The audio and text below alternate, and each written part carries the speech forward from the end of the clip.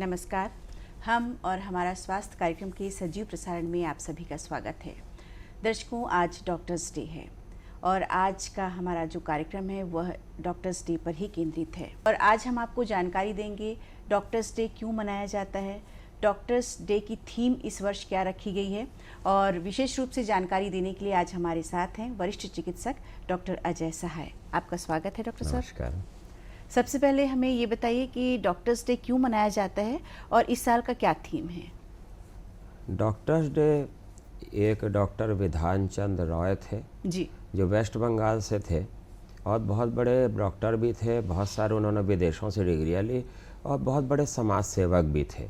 सारी ज़िंदगी उन्होंने लोगों की सेवा में बिता दिया। लोगों के स्तर को, जीवन स्तर को ऊंचा उठाने में उन्होंने पूरी ज़िंदगी समर्पित कर दी।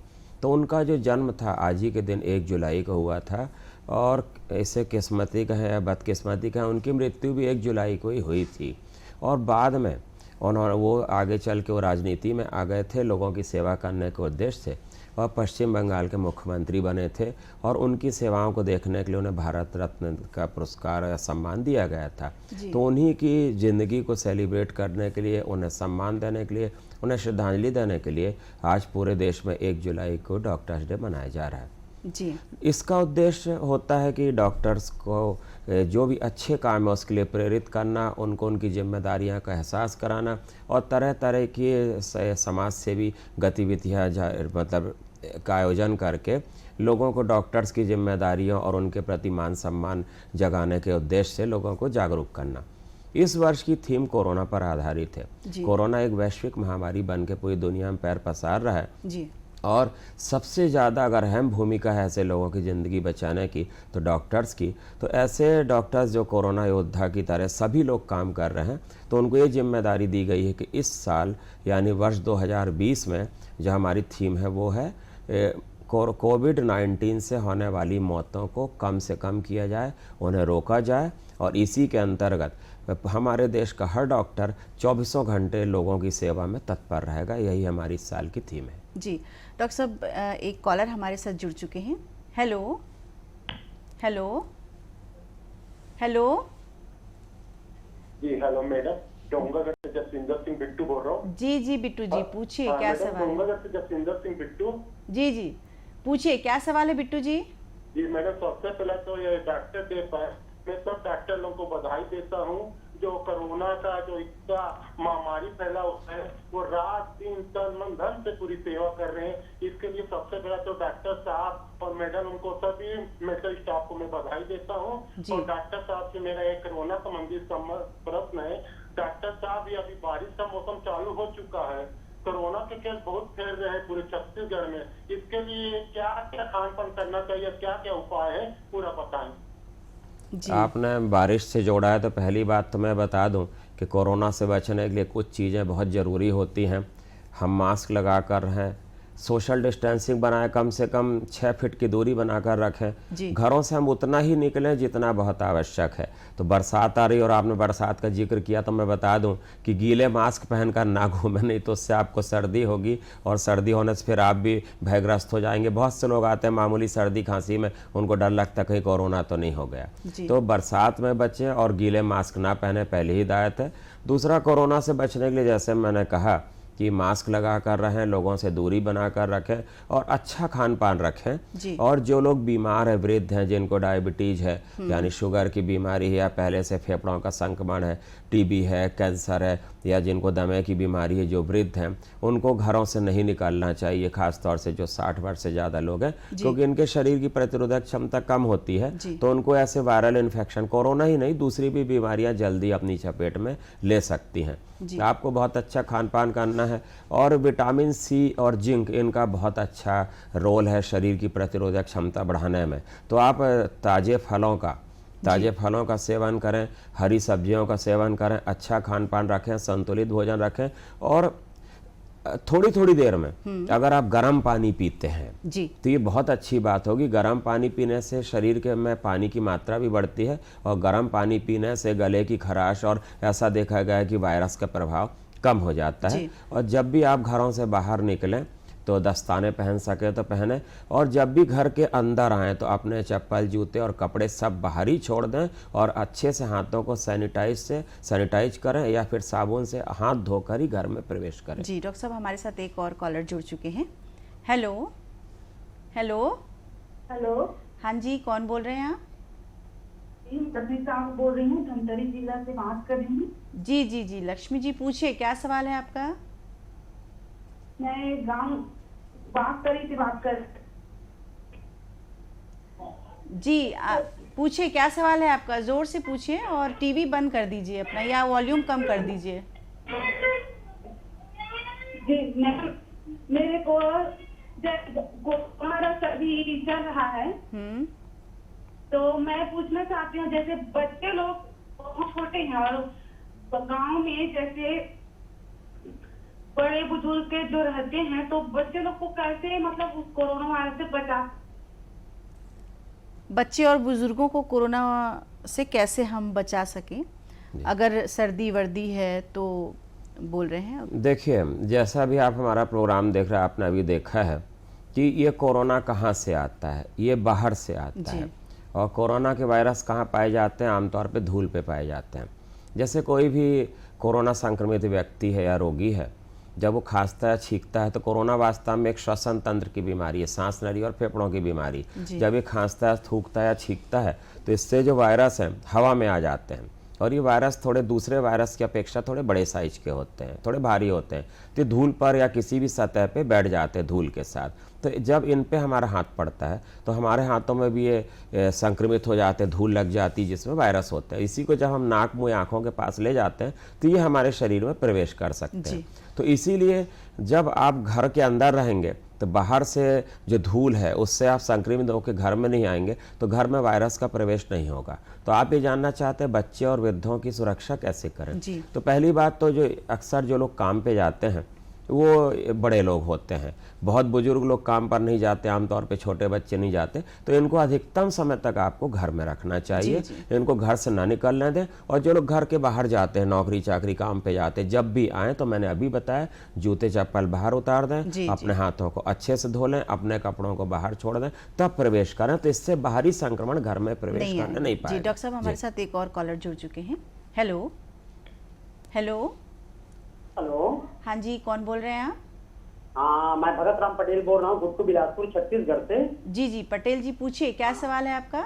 हाँ, सबसे पहले तो आपको और डॉक्टर साहब को आज डॉक्टर डे के पावन अवसर पे हार्दिक बधाई और शुभकामना जाता है। जी धन्यवाद। सबसे पहले मैं ये सवाल पूछना चाहता हूँ कि डॉक्टर साहब जितने भी हैं वो तो हमारे लिए अपनी जान जोखिम में लगा करके हमारी सेवा करते हैं, और हम बहुत बहुत बधाई देते हैं। उनकी कामयाबी जो है आज हमारे पूरे प्रदेश, पूरे भारत देश में बहुत अच्छे हैं सभी मरीज जो है। लेकिन डॉक्टर साहब लोग हम जैसे लोगों से ऐसी कौन सी अपेक्षाएं रख सकते हैं जिससे उनकी जो भूमिका है उसमें हम लोग का सहयोग, विशेष सहयोग प्राप्त हो? जी पटेल जी, आप यदि हमारा कार्यक्रम देख रहे होंगे तो आपको इसका जवाब भी मिल गया होगा। डॉक्टर साहब ने अभी जिक्र किया था। कुछ चीजें बताना चाहूंगा पटेल जी को। हम आपको सलाह दे सकते हैं, हम अपनी जान जोखिम में डाल के आपकी सेवा कर सकते हैं। आप अगर देख रहे होंगे पूरे देश में कितने बड़े बड़े डॉक्टरों की जान चली गई, जबकि हम लोग जो किट पहनकर काम करते हैं वो ऐसी किट होती कि उसके अंदर पहनने के बाद शरीर में हवा भी प्रवेश नहीं कर सकती। आप उसको 10 मिनट पहनेंगे तो पसीने पसीने हो जाएंगे, और जब आप चेहरे पे मास्क लगाएंगे तो आपको सांस में तकलीफ होगी। फिर भी डॉक्टर संक्रमित हो रहे हैं, क्योंकि वायरस को पता होता है कि कहाँ से आदमी के शरीर में प्रवेश करना है। और जिंदगी सिर्फ एक बार मिलती, दोबारा नहीं मिलेगी। अगर एक बार संक्रमित हो गया तो सिवाय सॉरी बोलने के कोई हमारे पास दूसरा शब्द नहीं रह जाता। और जो इस कोरोना से जो मृत्यु होती है तो उसमें जो डेड बॉडी होती है उसको भी हम देखने की, पास से देखने की सलाह नहीं देते, और उसका जो ये होता है क्रियाकर्म होता है उसमें के पहले भी डेड बॉडी को सैनिटाइज करना होता है। मतलब ये गंभीरता को आप लोग समझें। तो हम आपको सलाह देते हैं कि आप दूरी बनाकर रखिए, हाथों को सैनिटाइज करिए।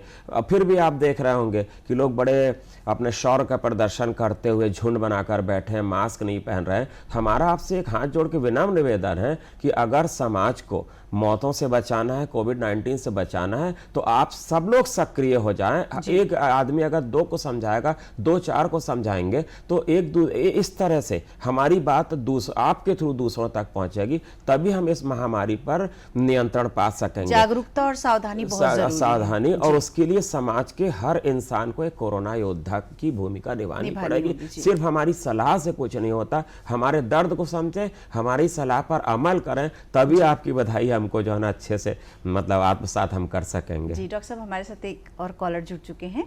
Hello hello. हाँ हेलो, प्रणाम मैडम। हाँ जी, बताइए क्या सवाल है आपका?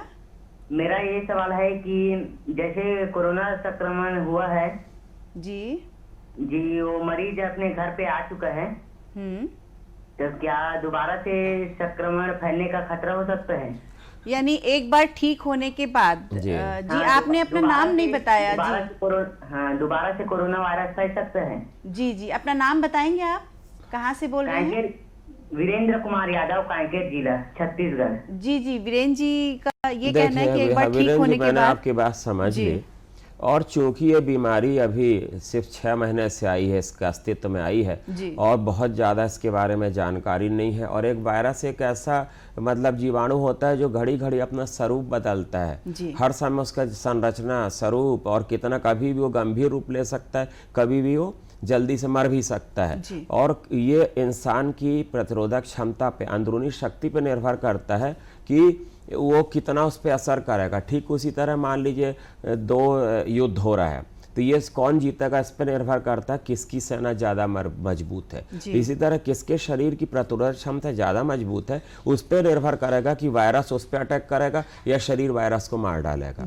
और ये नई है, रिसर्च चल रहे हैं, और अभी हमको पूरी तरह से जानकारी नहीं है कि एक बार ठीक होने के बाद ये वायरस क्या फिर से अपना स्वरूप बदल के दूसरे रूप में और गंभीर रूप ला सकता है। कुछ किस्से सुनने में आ रहे हैं, हम न्यूज़पेपर में, न्यूज़ में देखते हैं कि ऐसा पता चल रहा है कहीं कहीं ये स्वरूप बदलकर और भी गंभीर रूप में आ रहा है। तो हम क्यों उस दिन का इंतजार करें कि ये दोबारा स्वरूप बदल का है हमारे ऊपर अटैक करे। एक बार अगर हमारी जान बच गई तो आप भगवान को शुक्रिया अदा करें, और जो हम परहेज बोलते हैं उसको लंबे समय तक करें। ये बीमारी ऐसी नहीं कि 2 दिन में ठीक हो गई और आप खुश हो गए, इससे हमको लंबी लड़ाई करनी पड़ेगी। इसके स्वरूप को समझना होगा। जब तक इसकी दवाइयाँ नहीं आ जाती, जब तक हम पूरे जागरूक नहीं हो जाते, जब तक इसके प्रभावी टीके नहीं हो जाते, तब तक तो हमको डर कर रहना पड़ेगा। और सिर्फ कोरोना से ही नहीं, बाकी दूसरी बीमारियों से भी बचने के लिए अच्छा आपको दिनचर्या और आपका हेल्दी डाइट, संतुलित आहार, समय पे सोना, थके मत, सोशल डिस्टेंसिंग, मास्क, ये सबका उपयोग लंबे समय तक हमको करना होगा। जी जी डॉक्टर साहब, हम और भी आपसे बातें करेंगे डॉक्टर्स डे पर। अभी देख लेते हैं संदेश। अरे ओ साहबा, कोरोना वायरस से बचने के कितने उपाय रे? सरदार 3। अरे साहबा डरो मत रे, बोलो बोलो। सरदार, पहला है लोगों से दूरी बनाए रखना, बार बार साबुन से हाथ धोना या सैनिटाइज करना, और सबसे जरूरी है घर पे रहना। अधिक जानकारी के लिए संपर्क करें स्टेट हेल्पलाइन या 24 घंटे वाली national helpline toll free number 1075।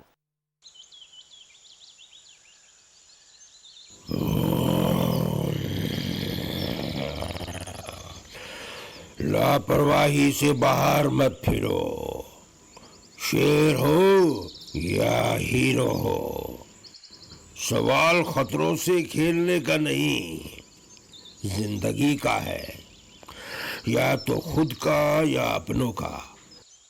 Corona के आगे बलवान भी नहीं टिक पाएगा, पर बचने के उपाय है समझदारी से घर में रहना, बार बार हाथ साबुन से धोना या सैनिटाइज करना।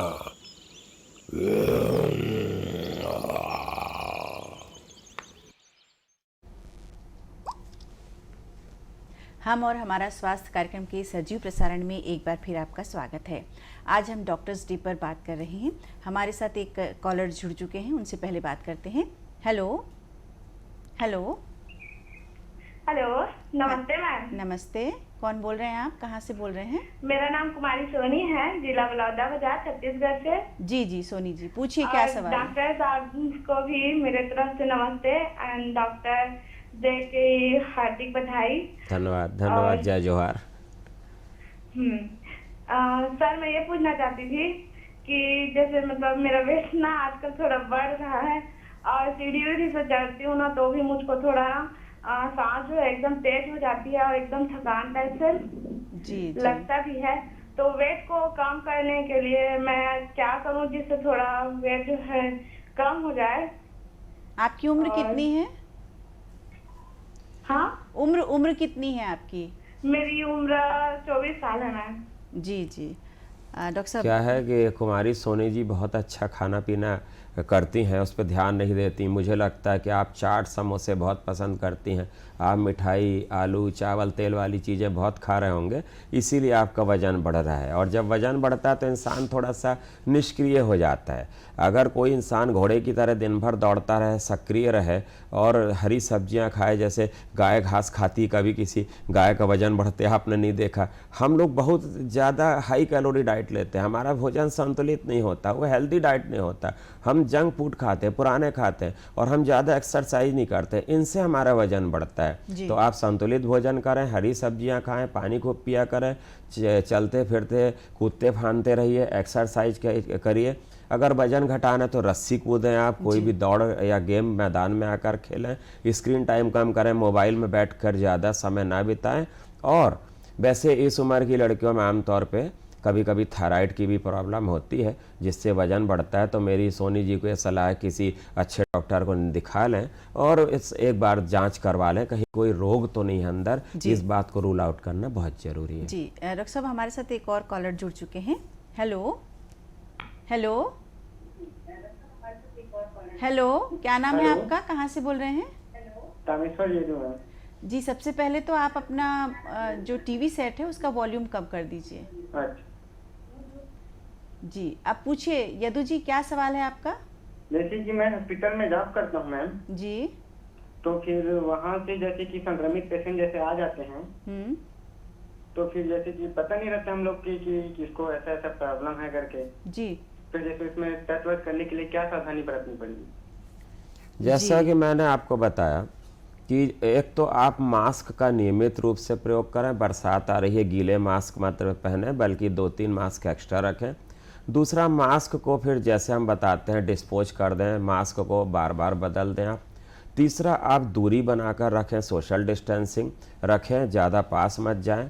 और सबसे बड़ी बात यह है कि आप जब घर से निकलते हैं तो आप ऐसे कपड़े पहनकर निकलें जिससे आपका शरीर अधिकतम ढका रहे। जैसे हम पूरी बाहों के मैं कपड़े पहने हुए इस समय, और मैं चाहता तो आधी बाहों के भी मैं पहन सकता हूं, लेकिन कोरोना काल में आप कंप्लीट कपड़े पहने। और अगर आपको बहुत लोगों से मतलब आपको छूना पड़ रहा है और आपको संक्रमण का बहुत डर है तो आप साथ में दस्ताने भी पहन लीजिए। दस्ताने बहुत सस्ते आते हैं और घर आकर उनको आप बाद में दस्तानों को आप नष्ट कर दीजिए, दोबारा इस्तेमाल मत करिए। और घर आने से पहले हाथों को अच्छी तरह से साबुन से 20 सेकंड तक धोएं। अपने जूते चप्पल जैसे बताया था आप बाहर उतार दें और कपड़े अपने बाहर छोड़ दें, ताकि अगर संक्रमण आपके साथ आ भी रहा है कपड़ों के माध्यम से धूल की वजह से, तो आप घर के अंदर उसको मत लाने दें।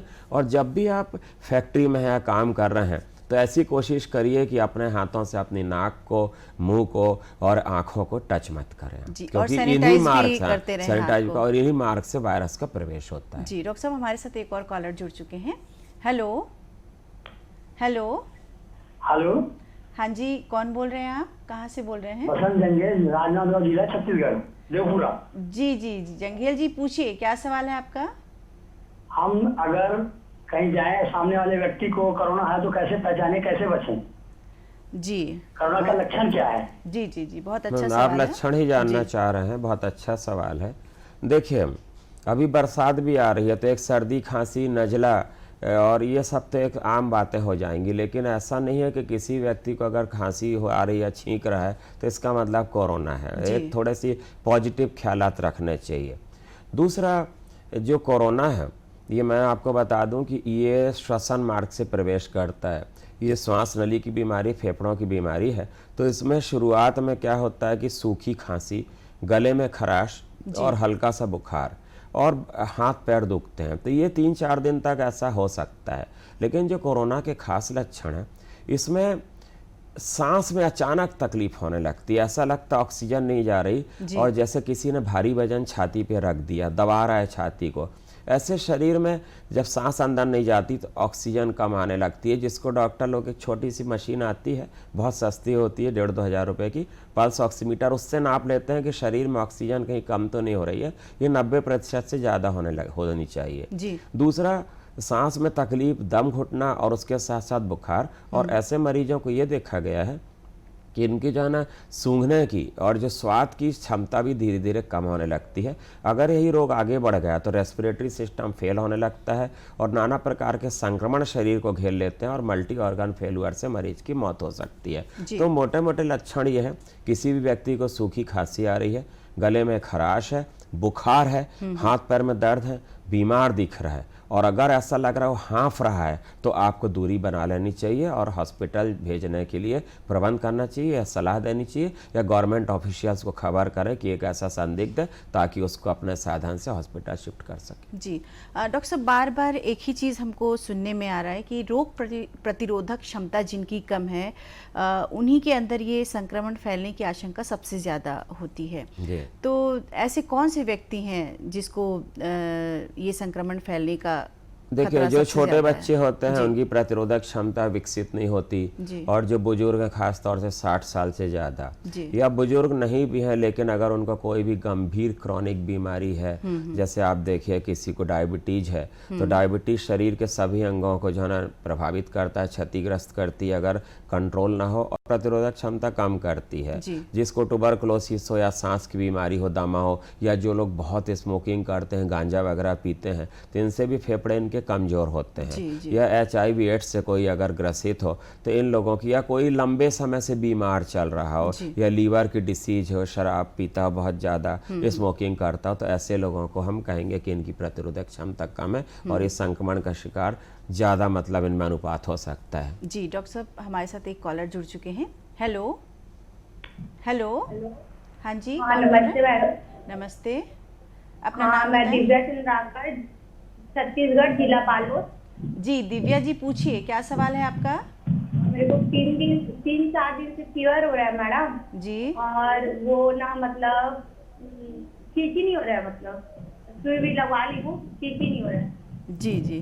तो दिव्या जी, मेरी आपको सलाह है कि आपने जिस डॉक्टर से सुई हुई लगवाई है तो उन्हीं से कहिए कि एक बार ब्लड टेस्ट करा लें, सारी जांच करवा लें।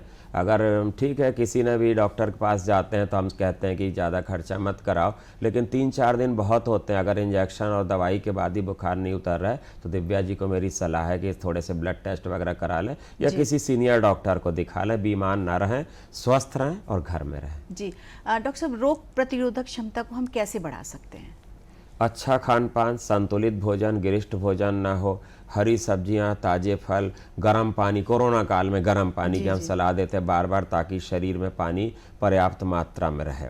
उसके बाद अभी बहुत सारे ऐसी दवाइयाँ और लोगों की सलाह आ रही हैं जो कहते हैं कि प्रतिरोधक क्षमता बढ़ रही है। बहुत अच्छी होम्योपैथी में भी दवाइयाँ हैं, आयुर्वेद में भी बहुत अच्छी दवाइयाँ हैं जो शरीर की प्रतिरोधक क्षमता बढ़ाती हैं और रोगों से निजात दिलाने में मदद करती हैं। तो अगर आपको विशेषज्ञ डॉक्टर सलाह देते हैं तो आप अमल में ला सकते हैं। और कुछ दवाइयाँ अभी हमने देखा है कि विटामिन C का बहुत अच्छा रोल है और वैसे भी ये प्रतिरोधक क्षमता को बढ़ाती है। जिंक हमारे शरीर की शक्ति को बढ़ाता है। और अभी आपने देखा होगा कि ये आपकी जो हाइड्रोक्सीक्लोरोक्विन नाम की दवाई है, ये क्लोरोक्विन वास्तव में मलेरिया की दवाई के नाम से जाना जाता है, मलेरिया में कारगर है, लेकिन ये पाया गया कि शरीर की जो इम्यूनिटी है, क्षमता है, इसको बहुत अच्छी कर देती, बढ़ाती है। तो हाइड्रोक्सीक्लोरोक्विन दवा का भी इस्तेमाल मरीजों में किया जा रहा है और ऐसे मरीजों को जो कि ज़रा भी संदिग्ध बीमार है उनको जो है ना हॉस्पिटल में डॉक्टर की सलाह लेनी चाहिए। तो वो लोग आपको और आगे गाइड करते जाते हैं कि आपको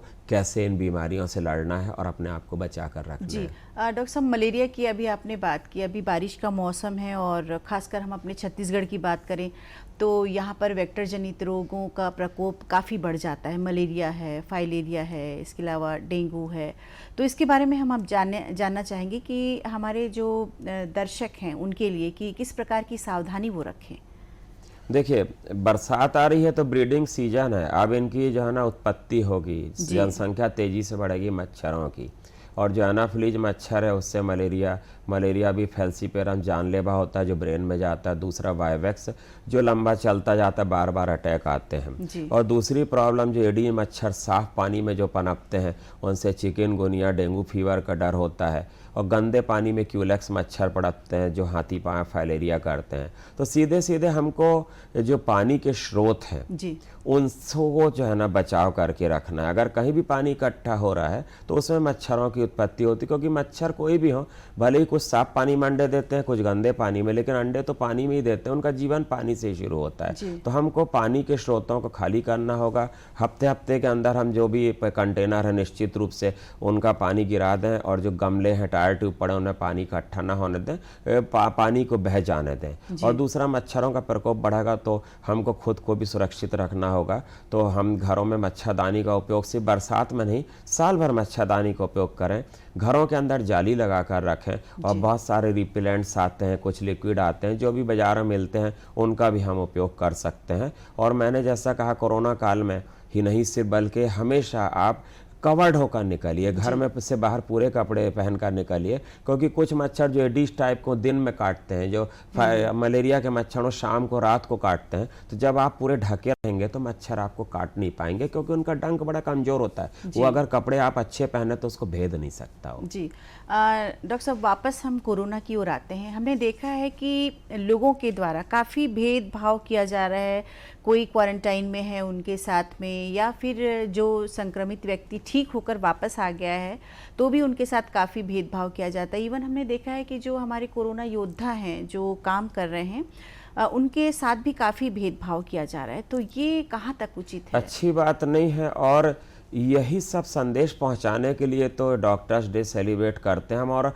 ख़ास तौर से सर, कोरोना से मौतें रोकना और लोगों को समाज के प्रति जागरूक करना, और हम योद्धा कितना जान का खतरा उठा के आपकी जान बचाने के लिए काम कर रहे हैं, इस बात से अवगत कराना है। भेदभाव करना है तो आप बीमारी से करिए, रोगी से मत करिए। रोगी ने क्या बिगाड़ा है? वो तो एक दुर्घटना है, हम कह सकते हैं, जो संक्रमित हो गया। कोई मरना नहीं चाहता, जो स्वर्ग जाना चाहता है वो भी मरना नहीं चाहता। तो इस तरह महामारी के दौरान संक्रमण होना एक दुर्घटना है, एक अनहोनी है। तो मरीज से भेदभाव मत करिए, आप उसका उत्साह बढ़ाइए, उसको प्रमोट करिए, उसको उत्साहित करिए कि तुम ठीक हो जाओगे, मनोबल बढ़ाइए, और साथ साथ उसको भी सावधानियां बताइए। आप भी सावधान होकर रहिए। आप रोग से लड़िए, वायरस से लड़िए, रोगियों से मत लड़िए, उनसे दूरी मत बनाइए, उनका मनोबल बढ़ाइए, उनका साहस बढ़ाइए, उनसे भेदभाव मत करिए। जी डॉक्टर साहब, एक बार अंत में हम चाहेंगे कि हमारे दर्शकों के लिए आप एक संदेश दें, कोरोना से वो कैसे बचें? बहुत बुरा समय चल रहा है, कोई भी नहीं बता सकता कि आगे क्या होगा, ये साल कैसी गुजरेगी। ये 2020 जो साल है 2020, थोड़ा सा मज़ा नहीं आ रहा है लाइफ में किसी को भी। लोग परेशान हैं, हर तरह से परेशान हैं, लेकिन परेशान होना किसी समस्या का समाधान नहीं होता। हमको सब मिलकर लड़ना है। हर कोई योद्धा हो सकता है, बजाय इसके कि जो है हम महामारी की मौत में चाहे महामारी की तरफ अपने आप को झोंक दें। हर कोई योद्धा की तरह काम करे, डॉक्टर्स का सहयोग करे, और जो लोग भी पुलिस वाले हैं, सफाई कर्मी हैं, और हम डॉक्टर्स हैं, पैरामेडिकल स्टाफ है, सबका सहयोग करें, सबका मनोबल बढ़ाएं। आप भी अपना मनोबल बढ़ाएं, स्वस्थ रहें, घर में रहें, मास्क लगाकर निकलें, एक दूसरे से दूरी बनाए रखें, लेकिन दिल से जुड़े रहें। यही मेरा संदेश है, यही मेरी आपसे अपेक्षा है। जी डॉक्टर साहब, आज आपने बहुत ही महत्वपूर्ण जानकारी दी, आपका बहुत बहुत धन्यवाद। तो दर्शकों, आज हमने जो आपको जानकारी दी है उसका लाभ आप अवश्य उठाएंगे, ऐसा हम उम्मीद करते हैं। अगले कार्यक्रम में एक नए विषय के साथ हम पुनः मिलेंगे, तब तक के लिए नमस्कार।